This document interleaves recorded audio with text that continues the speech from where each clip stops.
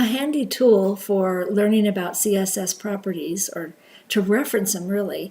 So we're learning about how to use them, but to be able to find out what ones are available, the w3school's has a CSS reference, and it offers a lot of help with that. Over here on the left menu, it lists all the CSS properties. And you can look down here and find, if you know what it is, it's in alphabetical order, so you can find it. So if you want to say, well, I want to know the display setting and what that is and how does that work. So you click on display, it comes up at the property, it shows you one example, it allows you to try it yourself.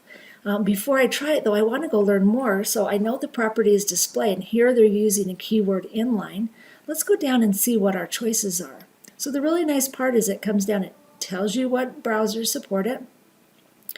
It tells you what the syntax is, but then it tells you all the possible values, right? So it says inline, block, flex, and it has this list, and those are all the values that we can use.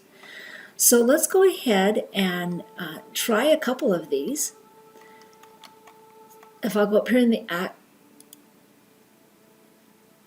okay, so now I can try it. So it's saying here, display this paragraph is inline.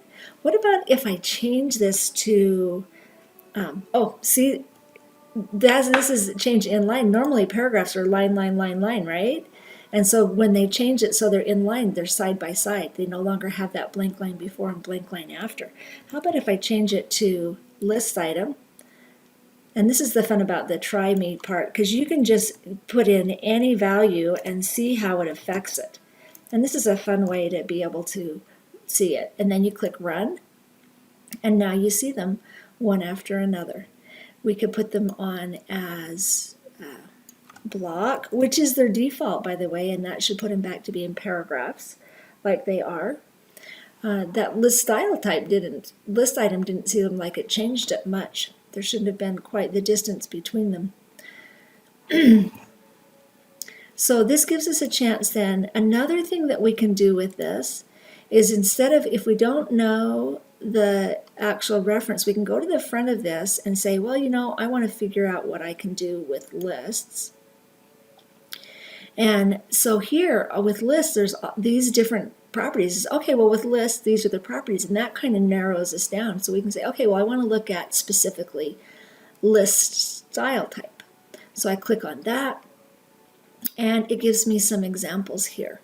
List style type, circle, square, upper, lower, right. And again, I can go down here and find out what my choices are. So look how many different types there are for list style type. And I can choose whichever one I want.